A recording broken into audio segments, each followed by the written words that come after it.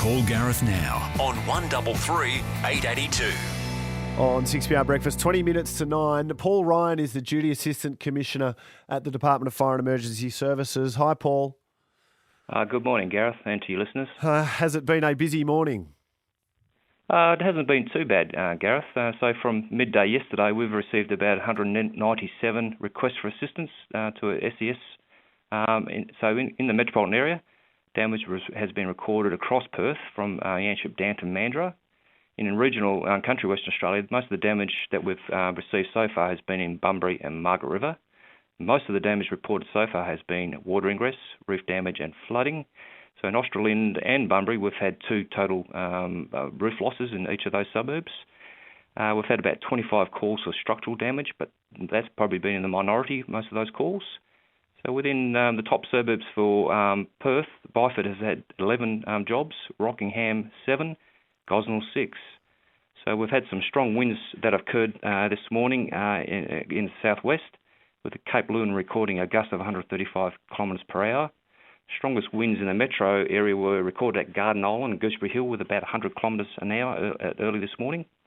Rainfall within Perth, we've just had about 30 millimetres of rain since 9 a.m. yesterday, and Bickley recorded about 60 millimetres of rain and Jandakot about 47. So currently there's about 21,000 homes and businesses without power, with around 13,000 of those located in the metro, 3,500 in the southwest and Great Southern, and 4,500 in the Wheat Belt and Midwest. So this is not just one event. We've got another event that we're working with the Bureau of Met for to hit the state about Thursday and Friday, but there won't be as severe and predominantly a wind event.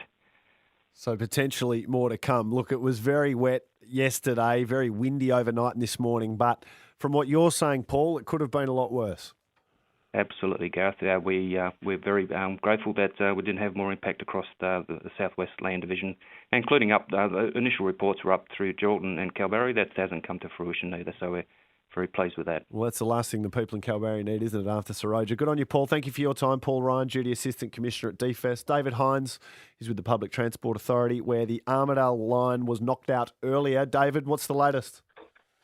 Look, we don't have an improvement in the Armidale line, but we do have Thornley back. The damage that was done was in a certain part of the line where we were able to get Thornley services back online, so they've been back for probably about 20 minutes, half an hour now. Armidale, however, is still an issue. We've got crews out there working now, and it was apparently a very big tree, and we're actually assessing the damage. We suspect there may be some damage to the masts as well as the actual wires. So we can't give you a fixed time, but it is going to be some hours still. So trains running from Perth to Cannington and replacement buses running from Cannington to Armidale for the next few hours at least. So it could be that is not up and running for the evening commute? Well, that's clearly what we're aiming to avoid. But until we've finished the assessment, I can't really give a firm answer on that, Gareth. But, at the moment, it's buses in the bottom half of that line. Okay, and earlier you spoke to us about, delays on the bus network more generally, as well as some slight delays on the Joondalup line. Is that the Joondalup line thing? That's still applying. The Joondalup line is minor delays, and we've got an easy fix as when the pressure of peak goes off, we've got an easy fix for that, so that will be that won't be a problem throughout the day. The buses are affected, and there's been many reports. The DFES report that you had just a bit earlier about talking about, there being localised flooding, trees down, traffic lights out. All those things affect our buses.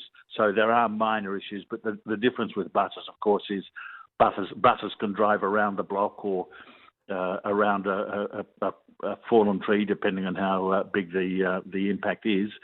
So that's only minor delays there, whereas the Armidale line is an issue that's going to be in place probably for some hours. Good on you, David. Thank you very much. David Hines at the Public Transport Authority, and the Assistant DFES Commissioner, the Duty Commissioner Paul Ryan, told us about the number of customers out with Western Power. Zane Christmas is from Western Power. Zane, good morning. Good morning, how are you? Restoration times for some of those larger outages, particularly in the Perth metro area, what can you tell us? So there's about 11,000 customers off in the metro, most of them sort of south of Perth, sort of Waikiki, Meadow Springs area. So there's about 9,000 off there. The rest are scattered around the metro. We do have a large sort of workforce that's been mobilised, and so they'll start assessing and effecting repairs as soon as they can. So I think the message would be to have a look on our website or social media where we'll update restoration times as they become known. At the moment, I can see Port Kennedy, Warnbro and Waikiki around 9 a.m, Baldivis, Carnup, Hopeland about 9:30, Golden Bay about 10:30, and then there are other sort of smaller outages in quite large swathes of the network, it would have to be said, both in the metro and the regional areas of the southwest zone. Yes, for sure. So there's about 6,000, just over 6,200 customers off in that sort of south region, mainly around Denmark, Scottsdale and Manjimup. But again, crews have been dispatched. So as soon as they can assess the damage, they will get the power back on as soon as they can, as long as it's sort of safe to do so. Keep an eye on the Western Power website. Good on you, Zane. Thank you. Thank you. No problem. Zane Christmas from Western Power. 14 minutes to 9.